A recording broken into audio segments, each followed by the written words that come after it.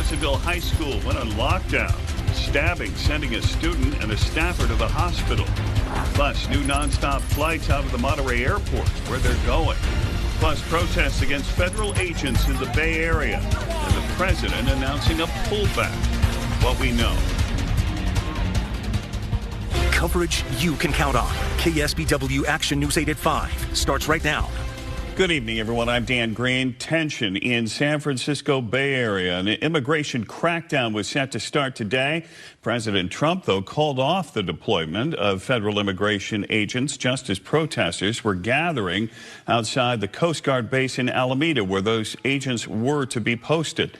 Trump was on social media saying that he halted the operation at the request of friends in the Bay Area, including the CEO of Salesforce, Mark Benioff. He said that they vouched for San Francisco's Mayor Daniel Lurie and convinced him to stand down on federal action. Protesters, though, are still rallying outside the Coast Guard base in Alameda. Action News 8 reporter Felix Cortez is live there now. Felix? Well, Dan, what started off as several hundred protesters protesting outside the Coast Guard station over here in Alameda has now really dwindled down to just several dozen. And it is in large part because of President Trump's plans to scale back on his plans to deploy dozens of Customs and Border Patrol. Coverage you can count on. This is KSBW Action News 8. New York construction worker has died, fell more than 50 feet down a hole this morning, working on what is commonly known as the Gateway Tunnel at Hudson Yards. Police say the worker was on the ground floor, fell 5 stories underground, was rushed to the hospital, did not survive. The work at the site has been suspended while the incident is investigated.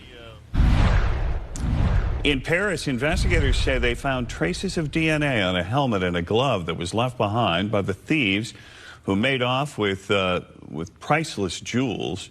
The DNA is being analyzed to help identify the suspects. The head of the Louvre testified before the French Senate, calling the theft a terrible failure. Coming up, a planned surge of federal agents in the Bay Area has now been canceled. Plus, 3 hurt, 4 arrested in a stabbing and assault at Watsonville High School. What went down?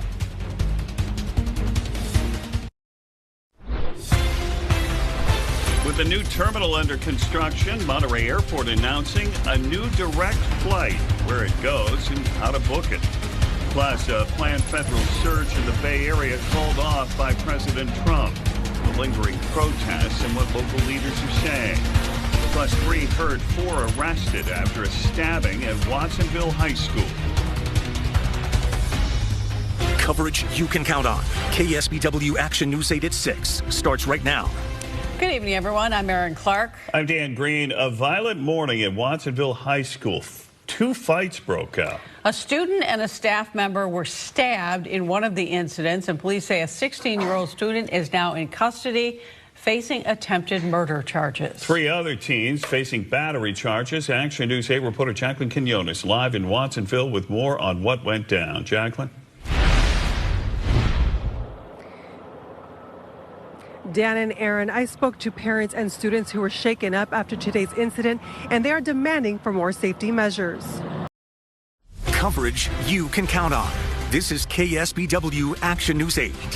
All right, talk about a story rocking the sports world. The FBI announcing today more than 30 people, including NBA stars and members of the mob, have been arrested. The prosecutors say that it's all linked to illegal sports gambling and poker rigging schemes, allegedly backed by the mafia, helped by these NBA stars. It reads like a movie script. It does. Honest to God.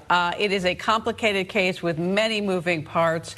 Our sports director, Jake Flores, joins us now to break it all down for us. Yeah, I'll try my best. And like you said, it is complicated, multifaceted, such a huge investigation. But to keep it as simple as possible, NBA player Terry Rozier of the Miami Heat, Hall of Famer and current Trailblazers coach Chauncey Billups, and retired player Damon Jones are accused of rigging games with sports bettors.